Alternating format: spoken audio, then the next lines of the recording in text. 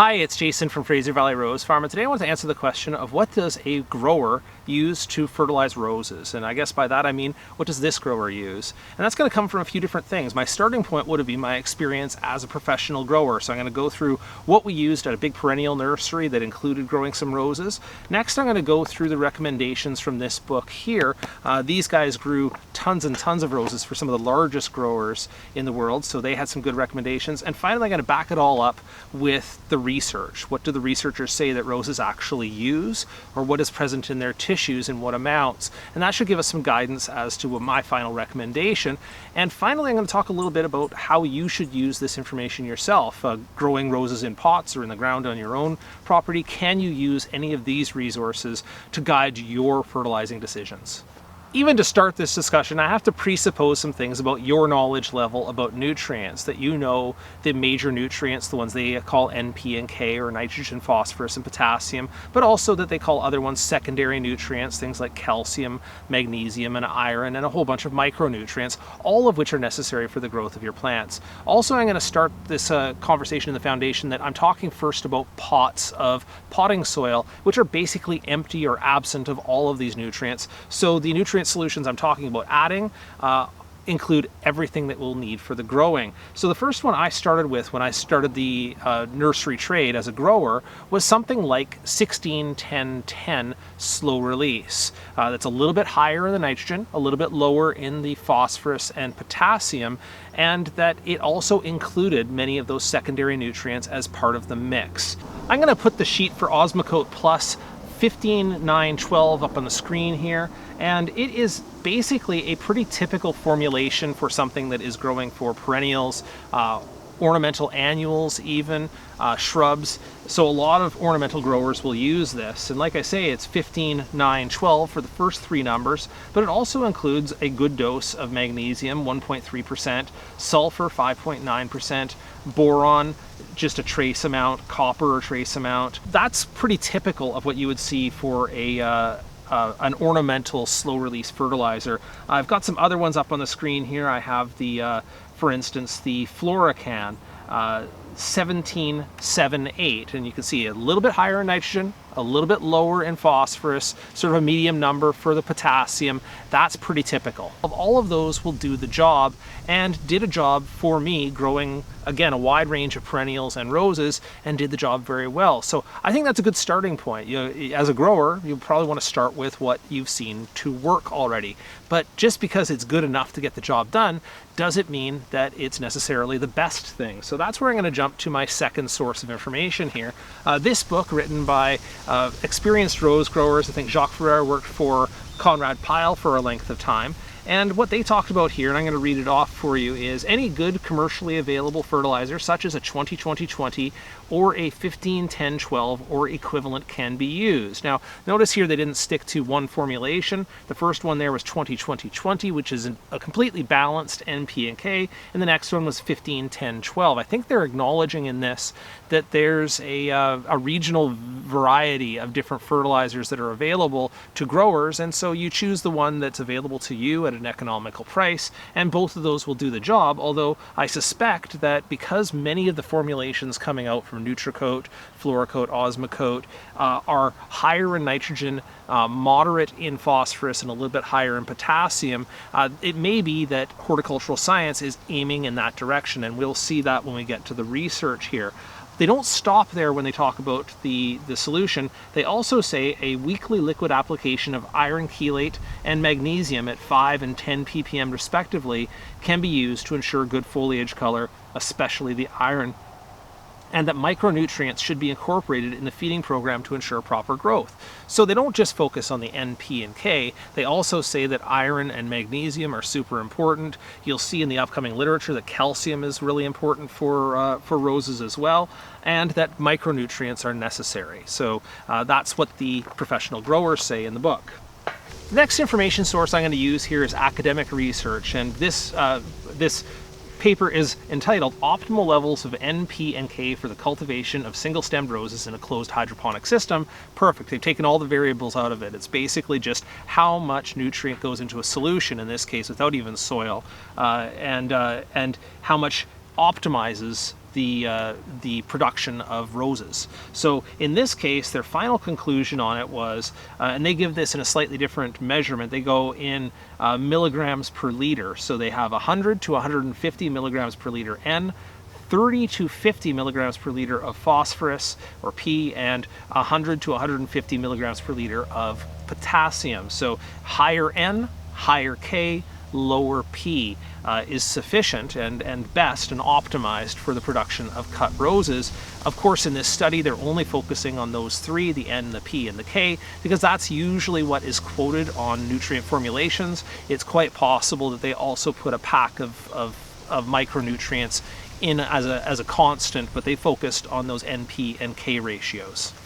Okay, out of the books and into the greenhouse here, let's look at the nutrient solution that I'm using now. First thing I will say about it is that it is not a slow release like the formats I showed you. The Osmocote, the NutriCoat, the Multicoat, all of those are in little prills that are coated. They go directly into the growing medium or on top, and they just release automatically as you add moisture. This one here is a water-soluble nutrient solution. So this one it's very similar in what it delivers, but it's just a different format. So I prefer this so I can watch the results on my plants and key it up or key it down as needed. Now, as for the NPK on this, it is 17, 5, 17, that higher N, lower P, higher K, just as the research seemed to indicate. I back that up with the fact, and I'll put this on the screen as well, is that tissue analysis of roses, cut flowers, and the different plant parts seem to show that the plants absorb a lot more nitrogen, a lot more potassium, and a very small amount of phosphorus. So it seems like I'm pretty safe in making that assumption. I'll obviously be watching the results on my plants, but the plants seem to be doing extremely well on it. I've been on this nutrient solution all year this year after adjusting from something similar to the ones I was talking about before, maybe a 16, 10, 10 incorporated. What else is in here? Well, I'm looking at the label here. What it also has is it has 3% calcium, it has magnesium at 1%, boron, copper, iron at 0.25%, manganese, molybdenum, and zinc. So it has all of the basic micronutrients are also represented in this nutrient solution.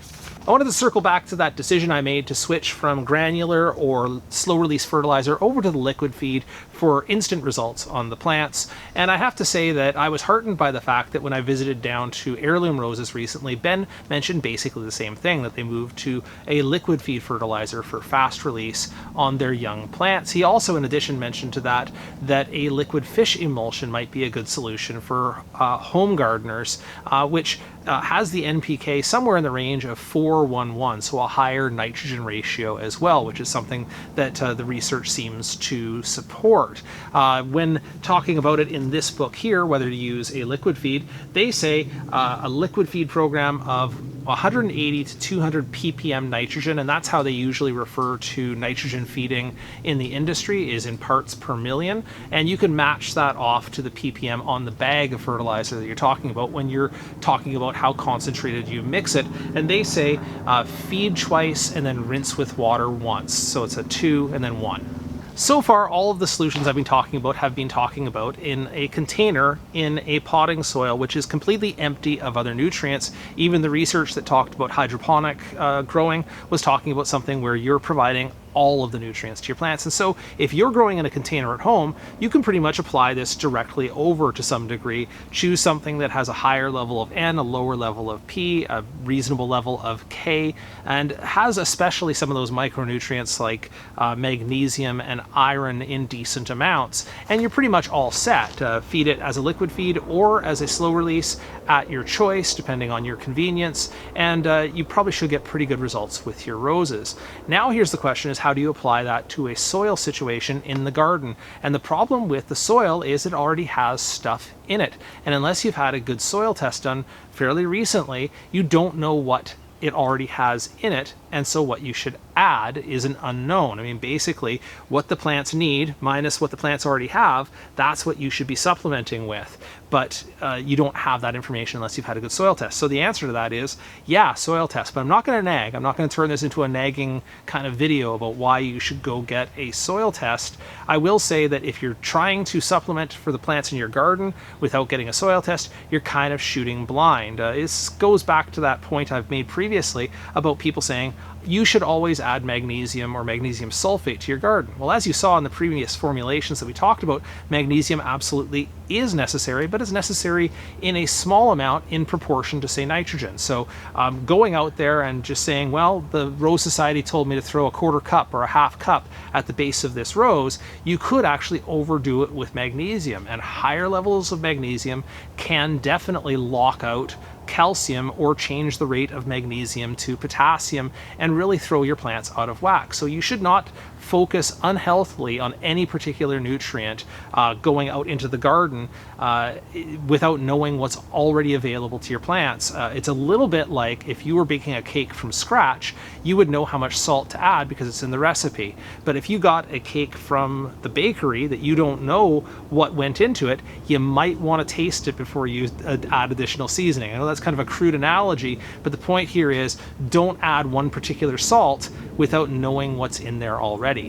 So while of course I am going to encourage you to get a good soil test, I wouldn't really operate without one. I will say that if you're trying to fertilize your roses in the garden without a soil test, probably the safest way to go about that is to put back into the soil the equivalent of what's being taken out of the soil. And one of the ways you can do that, or approximate that anyway, is by putting in bulk organic amendments, things like manure or compost or alfalfa and other bulk organic amendments that basically are derived from what the plants took out of the soil, and will put it right back into the soil in a way that is proportionate to the amount that was taken out, and also is quite slow and improves the organic matter of your soil at the same time. So adding manure might have a similar NPK to what we're talking about. It might be something like a 0.7, 0.3, 0.3 or something like that, higher in nitrogen, lower in potassium and phosphorus, with a bunch of trace nutrients with it. So by sticking with those bulk organic amendments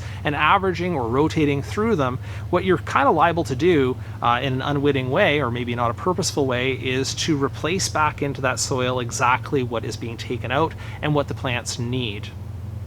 And of course, if you wanted to top up with a liquid feed of something organic like liquid fish fertilizer or fish emulsion, again, higher N, lower P and K, that would be a good measure to give your roses an extra boost going into the season, and to just top them up as needed if you're looking for additional flowering. I'm going to tackle one final issue here, and it's a sensitive one because it's talking about what the fertilizer companies do for a living. So I guess the question is, why is it then that the fertilizer companies, when they're selling a fertilizer that says rose on the front of it, they have a picture of a rose, they say this will give you big roses, that they're not matching? They certainly don't match each other, but also they don't match what the growers are using, and they don't match what the research says that plants will need. Oftentimes you'll find that these fertilizers are boosted way up in phosphorus, sometimes as much as 3 times as much phosphorus as nitrogen, when we know that that ratio should actually be reversed. In fact, horticultural science has been saying for some time, ringing the alarm bell, that fertilizers are being formulated with way too much phosphorus, far more than the plants need. Well, they're kind of okay with somewhere between 50 and 80 ppm if we're using that measurement, while nitrogen is up near 200 for a heavy feeder. That's kind of what the research has been saying or converging upon, and yet these fertilizer companies keep on putting out stuff with high phosphorus. The fact is, the fertilizer companies don't have much incentive to get it right. What they're looking to do is put something on the front of a package that will convince you that they know what they're talking about and that their fertilizer will work on roses. And the fact that the myth has been going around for a long time that phosphorus is associated with bigger flowers and longer stems, I'm not going to call it entirely a myth, because there's some basis in the stem elongation to phosphorus, but not in the amounts that we're talking about. But the fact that they can rely upon a myth like that and say, okay, here you go, here's a fertilizer that has a ton of phosphorus, you'll get great big roses, they kind of know that gardeners in general are very liable to over-focusing on a secret ingredient. It's again why the magnesium sulfate, the Epsom salts thing persists, even though we know Epsom salts are needed in a fairly small amount, but still necessary in your formulation. Why rose growers tend to hyper-focus on the amount of magnesium, or the amount of, again in this case, phosphorus that is needed in the in the product. So the point here being, you have to rid yourself of the kind of baggage and what everybody is saying and focus back in on what horticultural research is telling you. The growers tell you higher N, lower P, medium level K, or in my case, I've gone with higher N and K and a lower level of P. That seems to be where it's reaching. That seems to be what the research is pointing towards, and I'm growing great roses with it. So that's all I had to say on the topic of what the growers are using for roses. I hope you found it an interesting discussion. If you have any questions, and I'm sure there will be questions and comments, drop those down below the video. We'll have a talk about it.